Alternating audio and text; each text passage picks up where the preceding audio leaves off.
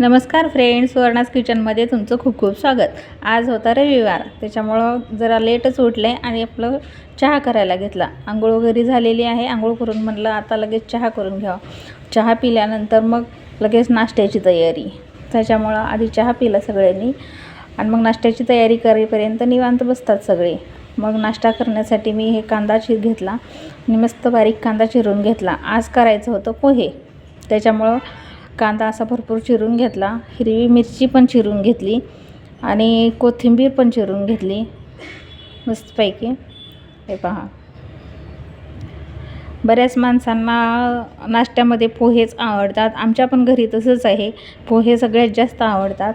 मग मस्त पोहे हे चाळून भरणीत भरून ठेवलेले आहे मी। तेच पोहे मी आता मस्त बाउलमध्ये मोठ्या काढून घेतलेला आहे आणि हे भिजवून घेते आहे।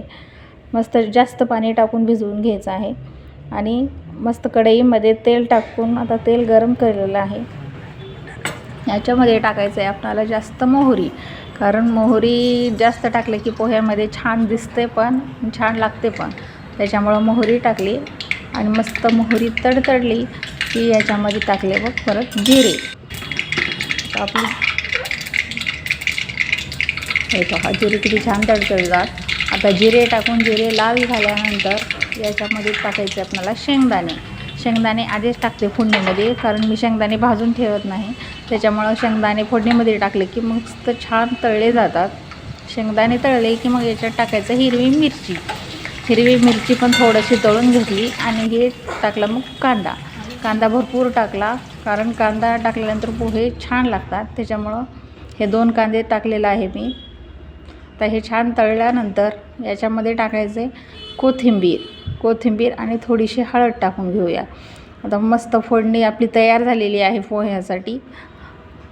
हे पहा किती सुंदर झालेले आहे। शेंगदाणे, मिरची, कांदा सर्व एकदम व्यवस्थित तळलेला आहे। आता हे भिजवलेले पोहे टाकून छान मिक्स करून घ्यायचं आहे पोहे। आणि गरमागरम पोहे सगळ्यांनाच आवडतात।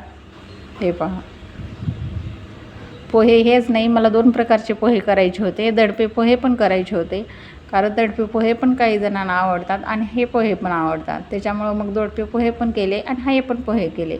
चला तर मग आपले पोहे खाण्यासाठी तयार आहेत। चला प्लेटमध्ये काढून घेते मी आता पोहे। हे पहा किती सुंदर दिसतात पोहे आणि एकदम मऊसूत लुसलुशीत पोहे झालेले आहेत। हे पहा, वरून दिसताच किती छान वाटतात। तर पोहेची रेसिपी कशी वाटली हे कमेंटमध्ये नक्की सांगा आणि पोहे कुणाला आवडतात ते पण सांगा। आणि माझ्या रेसिपीला लाईक करा, शेअर करा, कमेंट करा, फेसबुक पेजला फॉलो करा, यूट्यूब चॅनलला सबस्क्राईब करा। Bye bye.